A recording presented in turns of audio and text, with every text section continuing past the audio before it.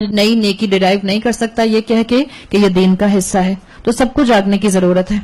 ہم سب اگر بدعات میں انوالو ہیں تو یاد رکھیں قیامت کے دن ایک بہت بڑی محرومی کا سامنا کرنے والے ہیں. اکثرین اعمالہ کی کیٹیگری میں آنے والے ہیں.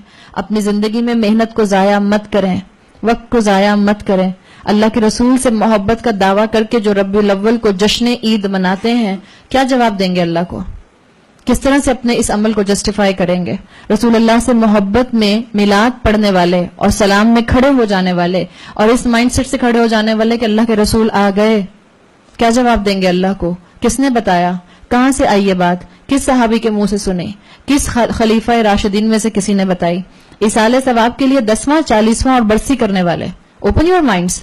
کون سی حدیث میں لکھا ہے کہ جب کوئی آپ کا پیارا چلا جائے تو 10واں کیجئے, 40واں کیجئے اور برسی کیجئے؟ اللہ کے رسول کا اس کے اوپر سٹیمپ نہیں لگا ہوا.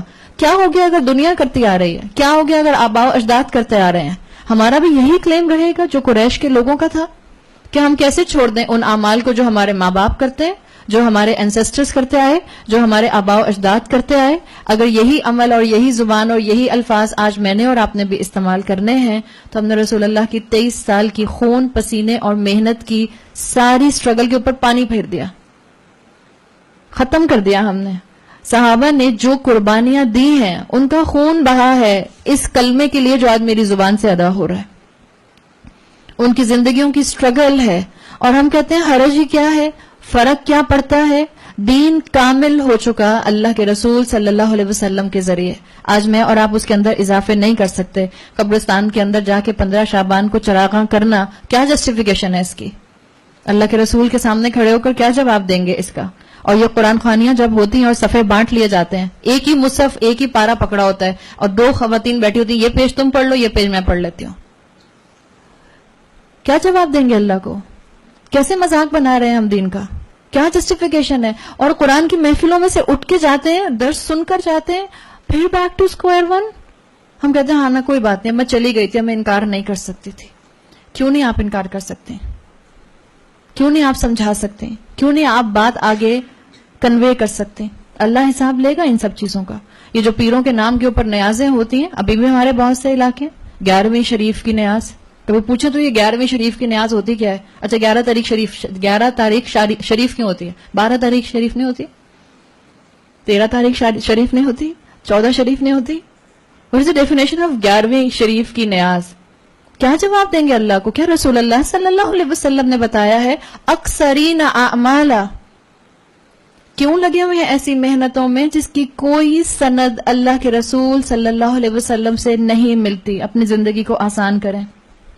حدیث کا مفہوم آتا ہے, آپ نے فرمایا قیامت کے دن رسول اللہ کے امتی حوض کوثر تک لائے جائیں گے. صحابی بتاتے ہیں کہ اللہ کے رسول نے بتایا کہ میرے امتی حوض کوثر تک لائے جائیں گے اور رسول اللہ ان کو پہچان لیں گے, لیکن ان لوگوں کو آپ کے سامنے سے فرشتے آ کر ہٹائیں گے. تو رسول اللہ کہیں گے کہ یہ تو میرے امتی ہیں, یہ تو مجھ سے جو ہیں, ان سے کہا جائے گا, اللہ کے رسول کہیں گے یہ میرے امتی ہیں, یہ میرے ساتھی ہیں.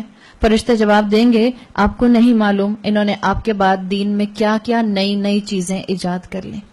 آپ اور میں یہ محرومی نہیں چاہتے. آپ اور میں نہیں چاہتے کہ قیامت کے دن جب اللہ کے رسول مجھے پہچان لیں, لیکن کیونکہ اللہ جانتا تھا, اللہ کے رسول تو غیب کا علم نہیں رکھتے تھے. یہ نشانی ہے اس بات کی اس حدیث کے اندر کہ آج اللہ کے رسول آپ کو اور مجھے نہیں جانتے اس طرح سے. اللہ تعالیٰ نے ان کو اس وقت ایک پردے میں رکھا ہوا ہے. اللہ جانتا ہے, اللہ تعالیٰ اس انسان کی حقیقت جو ہے وہ کھول دے گا. تو اکثرین اعمالہ بتا دیا کون ہے؟ آیت نمبر 104, الذین ضل سعیہم فی الحیات الدنیا, وہ لوگ جن کی ساری کوشش دنیا کی زندگی میں گم ہو گئی. وہم یحسبون انہم یحسنون صنعا, اور وہ یہ گمان کر رہے ہیں کہ وہ تو بڑا اچھا کام کر رہے ہیں. اپنی زندگیاں غلط کانسیپٹس پر گزارتے رہے. سارے اعمال کی ڈسٹرکشن سنت سے ہٹنے کی وجہ سے تھی. چاہے وہ انسان جو دنیا میں دین سے دور ہے وہ بھی سن لے, اس کی ساری محنت, اس کی ساری توانائیاں, اس کی ساری انرجیز اکثرین اعمالہ میں کنورٹ ہو جائیں گی. اور چاہے وہ انسان جو اپنی مرضی کا دین کریٹ کر کے جو ہے وہ چند لوگوں کے پیچھے چل رہا ہے اور قرآن و سنت کو اس نے چھوڑا ہوا ہے, وہ بھی اکثرین اعمال کی کیٹیگری میں آ جائے گا.